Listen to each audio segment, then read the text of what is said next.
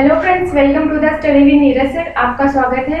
आज मैं आपकी क्लास साइंस की फिर से एक सीरीज 3rd नंबर है मैं स्टार्ट कर रही हूँ और आपकी जो ऑनलाइन क्लासेस हैं वो 15 से स्टार्ट होंगी। तो मैं उसमें आपको थ्योरी बेस्ड आपके सिलेबस के अकॉर्डिंग पढ़ाऊंगी। तो मैं स्टार्ट करती हूँ। आपका पहला क्वेश्चन, निम्न में से कौन सा आनुवंशिक रोग नहीं है? पहला है हमारा कलर ब्लाइंडनेस, दूसरा है नाइट ब्लाइंडनेस, तीसरा है haemophilia, Patau syndrome, down syndrome. तो हम इसमें पूछा गया है कि आनुवंशिक रोग कौन सा नहीं है। पहला है हमारा कलर ब्लाइंडनेस। इसमें होता क्या है कि कुछ व्यक्तियों को जिसको भी ये बीमारी होती है, कलर ब्लाइंडनेस होता है, उनको क्या होता है कि उनको कलर का मतभेद हो जाता है, तो उनको वो कलर पहचान नहीं पाते हैं। दूसरे में क्या होता है नाइट ब्लाइंडनेस। इसमें क्या होता है कि व्यक्ति जो होता है उसको रात में दिखाई नहीं पड़ता है। विटामिन ऐसा इसलिए होता है क्योंकि ये विटामिन की कमी से होता है। ये हमारा आनुवंशिक ना होकर के विटामिन की वजह से होता है। ये विटामिन ए की कमी से होता है इसको, और इसकी वजह से रतौंधी हो जाता है। इस वजह से हमें रात में हमें दिखाई नहीं पड़ता है, इसलिए इसको नाइट ब्लाइंडनेस कहते हैं। और तीसरा है हमारा हीमोफीलिया। इसको कहते हैं शाही रोग। इसमें क्या होता है कि रक्त का जो थक्का होता है वो नहीं जमता है। और ये होता है हमारा पटाउ सिंड्रोम। इसमें क्या होता है कि जो भी व्यक्ति इस रोग से पीड़ित होता है उसके 13वीं जोड़ी, जो भी गुणसूत्र होता है उसकी 13वीं जोड़ी के उसमें 13वीं जोड़ी में ट्राइसोमी हो जाती है। ठीक है। और ये होता है डाउन सिंड्रोम, और इसमें 21वीं जोड़ी में ट्राइसोमी हो जाती है। तो इसका सही आंसर हो जाएगा नाइट ब्लाइंडनेस। ये एक आनुवंशिक रोग ना होकर विटामिन की कमी से होता है। तो मैं लिख के दे रही हूँ।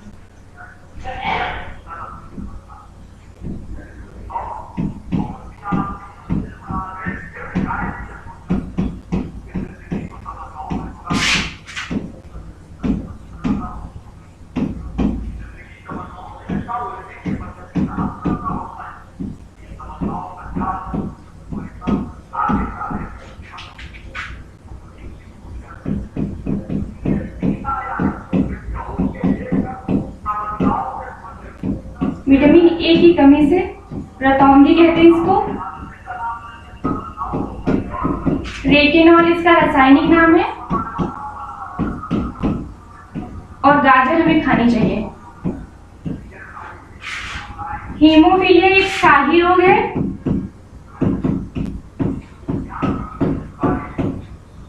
इसमें क्या होता है कि रक्त का थक्का नहीं बनता है।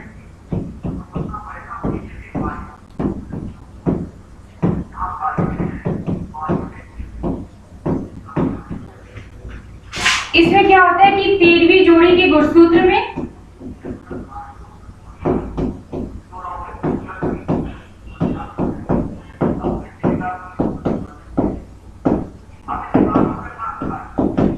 ट्राइसोमी हो जाती है। इसमें क्या होता है कि 21वीं जोड़ी के गुणसूत्र में ट्राइसोमी हो जाती है।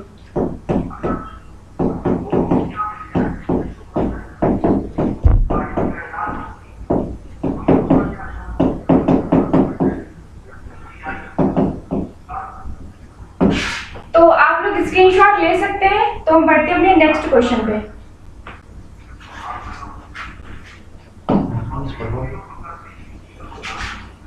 दूसरा क्वेश्चन है हमारा कि एक्वारेजिया किसे कहते हैं। ये बहुत इंपॉर्टेंट क्वेश्चन है और कई बार एग्जाम में पूछा भी गया है।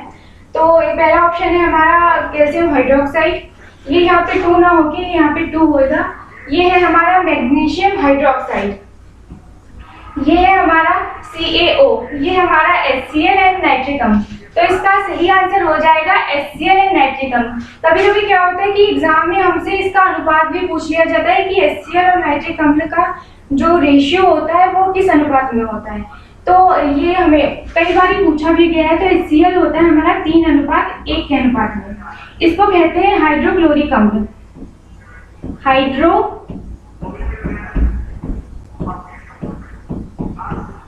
क्लोरिक अम्ल। इसको कहते हैं नाइट्रिक अम्ल।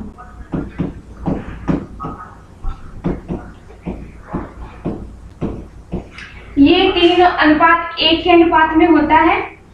और इसको एक्वारेजिया तो कहते हैं। ये एक्वारेजिया,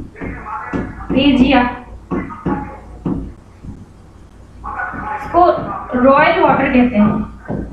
रॉयल वाटर वे इसको अम्लराज बोलते हैं। ये कई नामों से एग्जाम में आता है। इसको बोलते हैं कैल्शियम हाइड्रोक्साइड।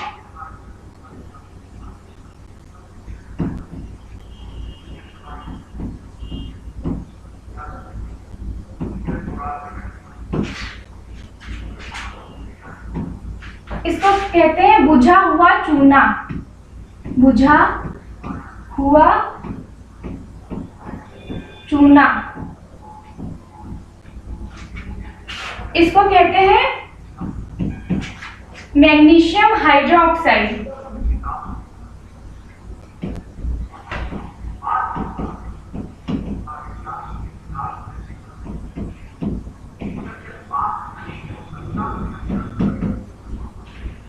इसको मिल्क ऑफ मैग्नीशिया भी बोलते हैं। मिल्क ऑफ, एग्जाम में कई बार पूछा गया है मिल्क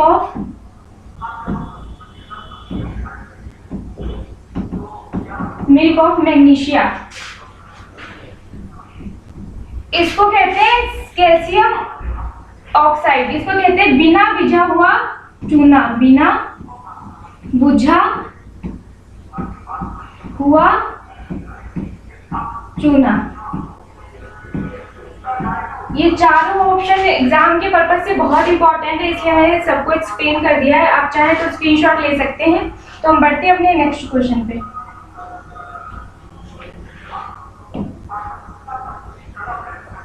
नेक्स्ट है हमारा कास्टिक सोडे का रासायनिक सूत्र क्या है।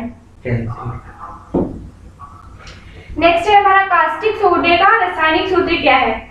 यहाँ पे है NaOH, Na,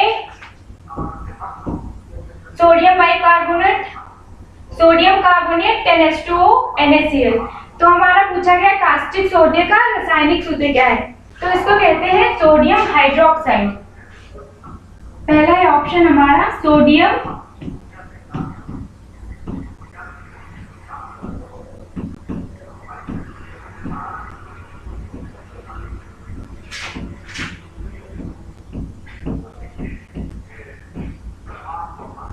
सोडियम हाइड्रोक्साइड। इसको कहते हैं कास्टिक सोडा।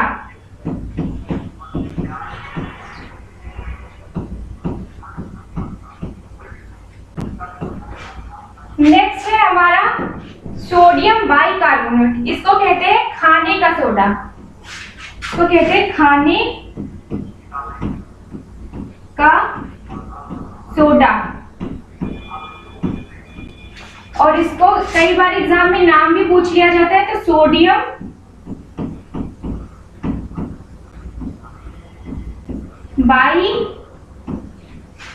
बाइकार्बोनेट।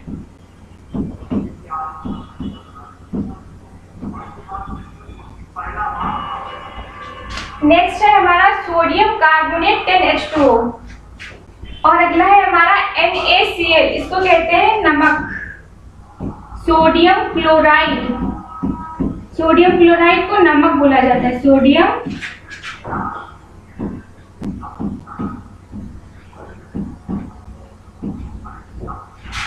इसको कहते हैं नमक। तो अगला हम नेक्स्ट क्वेश्चन देखते हैं अपना। अगला है हमारा ओजोन परत कहाँ पाई जाती है। पहला ऑप्शन है हमारा ट्रोपोस्फियर, दूसरा स्ट्रेटोस्फियर, तीसरा है मीजोस्फियर और चौथा है हमारा आइनोस्फियर। तो हम देखेंगे ट्रोपोस्फियर को कहते हैं, हम हिंदी में कहते हैं क्षोभ मंडल। मेरे इसलिए इसके दोनों नाम लिख दिए क्योंकि एग्जाम में दोनों पूछे जाते हैं।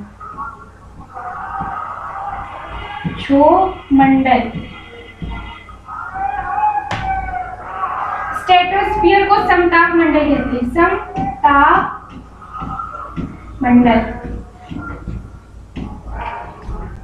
मीजोस्फीयर को मध्य मंडल। इसको आयन मंडल।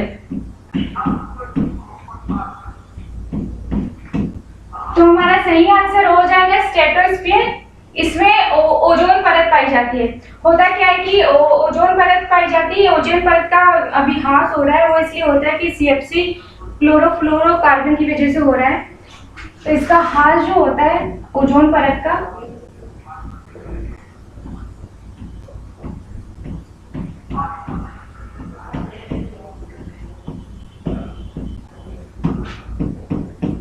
CH3 की वजह से हो रहा है, इसको फ्रियोन कहते हैं।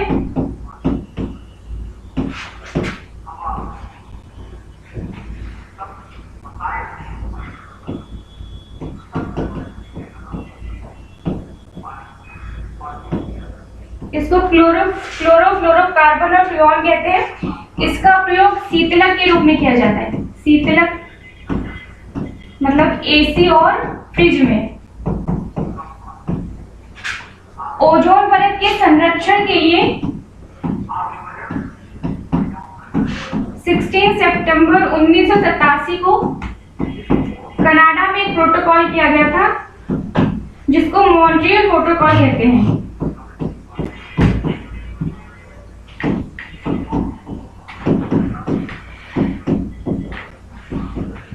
सर्वप्रथम ओजोन परत में छेद देखा था फोरमैन ने।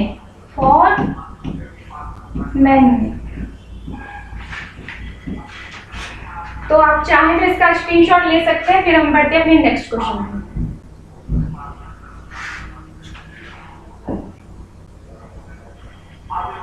अगला है हमारा कि एंट अमीबा हिस्टोलिटिका से होने वाले रोग का क्या नाम है।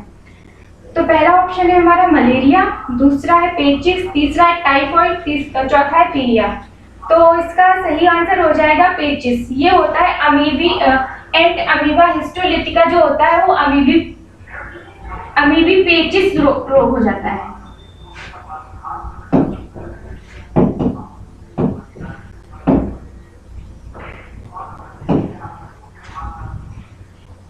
अमीबी पेचिस जो रोग होता है, अमीबी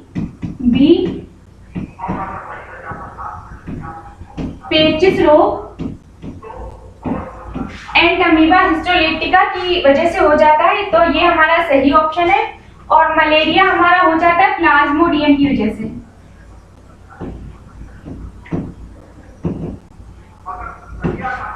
टाइफाइड हो जाता है हमारा साल्मोनेला टाइफी की वजह से।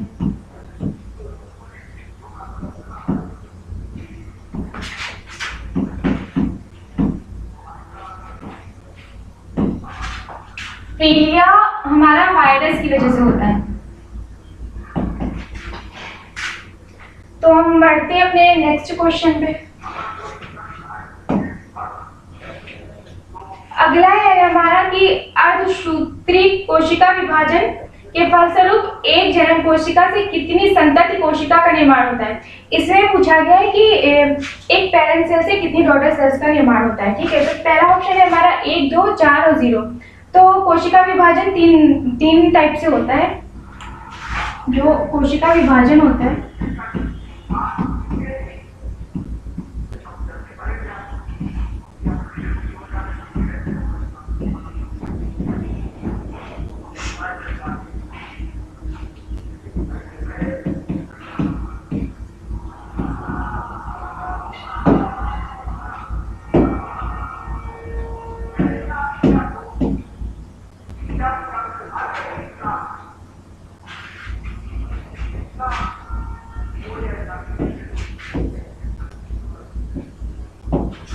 पहला होता है हमारा असूत्री,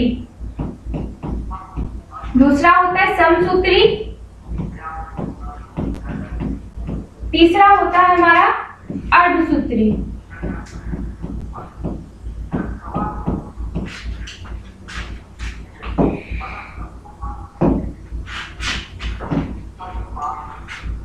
असूत्री कोशिका विभाजन जीवाणु में होता है, जीवाणु और नील हरित शैवालों में।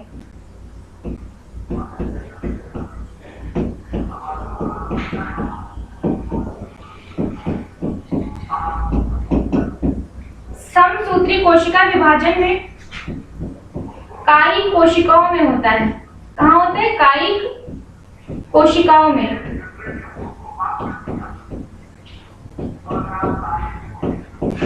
इसमें एक पेरेंट सेल से 2 डॉटर सेल्स का निर्माण होता है। यहाँ पे ये एक पेरेंट सेल से 2 डॉटर सेल्स का निर्माण होता है। अर्धसूत्री कोशिका विभाजन जनन कोशिकाओं में होता है।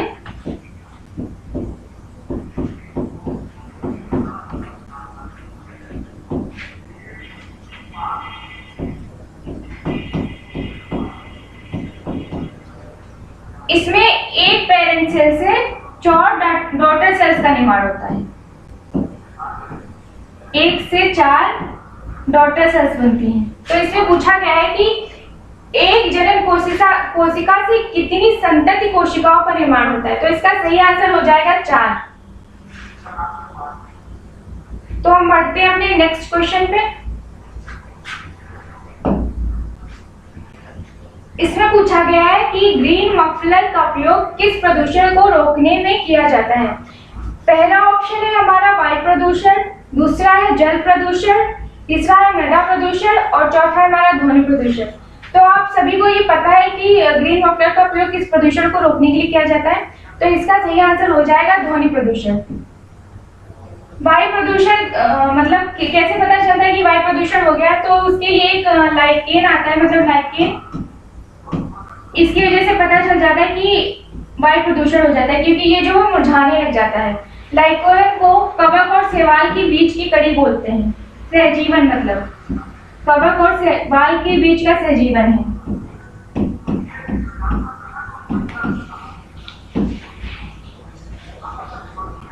कवक मतलब एल्गी, शैवाल मतलब फंजाई। कवक का अध्ययन किया जाता है माइकोलॉजी और फंगस का अध्ययन किया जाता है पाइकोलॉजी।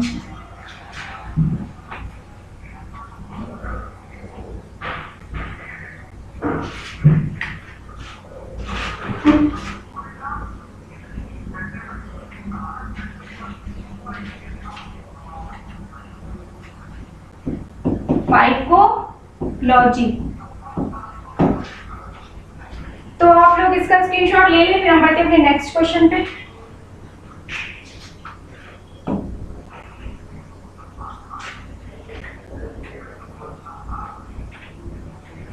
अगला है हमारा कि कौन सी शर्करा को ब्रेन शुगर कहा जाता है। पहला है हमारा फ्रक्टोज, दूसरा है ग्लूकोज, तीसरा है सुक्रोज, चौथा है गैलेक्टोज। तो इसमें पूछा गया है कि ब्रेन शुगर किसको कहा जाता है। पहले देखते हैं अपना फ्रक्टोज, इसको कहते हैं फ्रूट शुगर। फ्रक्टोज को क्या बोलते हैं, फ्रूट।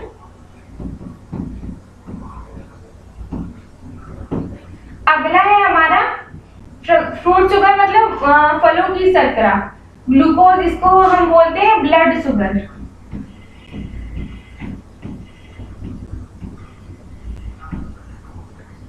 तीसरा है हमारा सुक्रोज, इसको हम बोलते हैं केन शुगर। केन मतलब गन्ने की शर्करा शुगर। अगला है हमारा गैलेक्टोज, इसको हम बोलते हैं ब्रेन शुगर।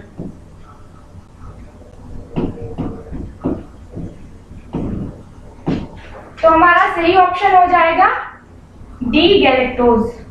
बढ़ते हैं अपने नेक्स्ट क्वेश्चन पे। अगला है हमारा इलेक्ट्रॉन की खोज किसने की थी। तो पहला है हमारा J Thomson, Chadwick, Niels Bohr, Rutherford. तो हमारा इलेक्ट्रॉन की खोज की थी, सही ऑप्शन है हमारा जे थॉमसन। इलेक्ट्रॉन पे डिरावेस होता है और इसकी खोज करी थी जे थॉमसन ने। चैडविक ने न्यूट्रॉन की खोज करी थी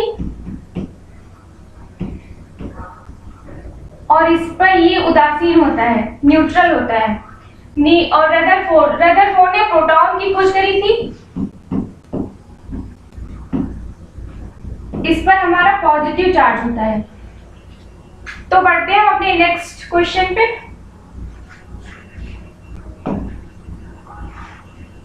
इसमें पूछा गया है कि सिरके में कौन सा अम्ल पाया जाता है। पहला ऑप्शन है हमारा ऑक्जेलिक अम्ल, दूसरा है एसिटिक अम्ल, तीसरा है फॉर्मिक अम्ल, चौथा है हमारा सिट्रिक अम्ल। तो इसका सही आंसर हो जाएगा, सबको ही पता है, बहुत सिंपल सा क्वेश्चन है। इसका सही आंसर हो जाएगा एसिटिक अम्ल। सिरके में क्या पाया जाता है, एसिटिक अम्ल।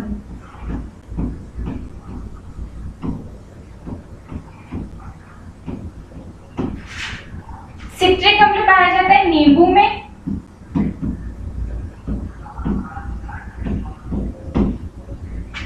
फॉर्मिक अम्ल पाया जाता है चींटी में। ऑक्जेलिक अम्ल हमारा पाया जाता है टमाटर में।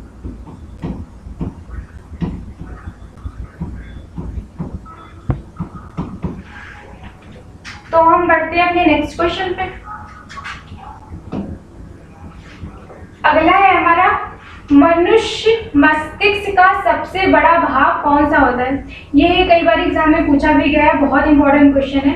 तो पहला है ऑप्शन हमारा सेरिब्रम, दूसरा है सेरिबेलम, तीसरा है हाइपोथैलेमस, चौथा है मेडुला ऑब्लोंगेटा। ठीक है, तो इसका सही आंसर हो जाएगा सेरिब्रम। इसको कहते हैं, इसको सेरिब्रम बोलते हैं, सेरिब्रम। ये मानव मस्तिष्क का सबसे बड़ा भाग होता है।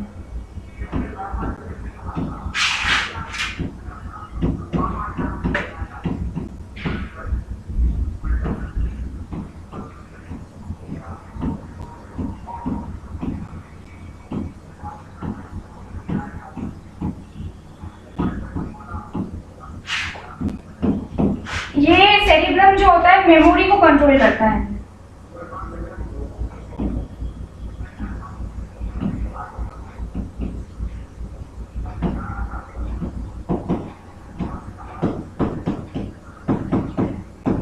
स्मरण शक्ति को नियंत्रित करता है।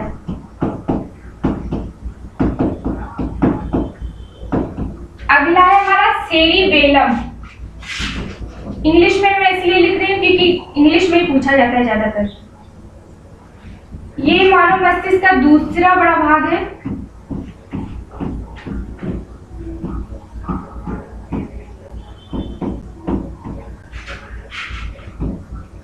ये संतुलन स्थापित करता है, संतुलन स्थापित करता है।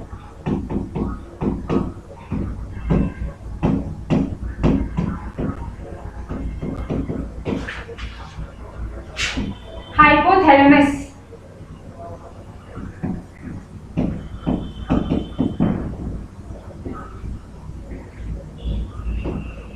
ये ताप नियंत्रण करता है, ताप नियंत्रण।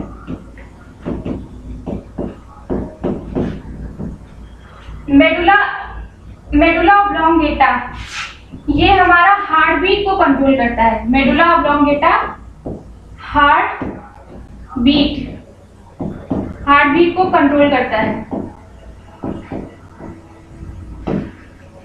तो इसका सही आंसर हो जाएगा सेरिब्रम। इसे पूछा गया है कि मानव मस्तिष्क का सबसे बड़ा भाग कौन सा होता है, तो इसका सही आंसर होगा सेरिब्रम। ये सबसे बड़ा भाग होता है, सेरिबेलम दूसरा सबसे बड़ा भाग होता है, और ये हमारी मेमोरी को कंट्रोल करता है, ये बॉडी संतुलन में आता है। हाइपोथैलेमस क्या करता है कि ये ताप को नियंत्रित करता है, और मेडुला ऑब्लोंगेटा क्या करता है कि हमारी हार्ट बीट को कंट्रोल में रखता है।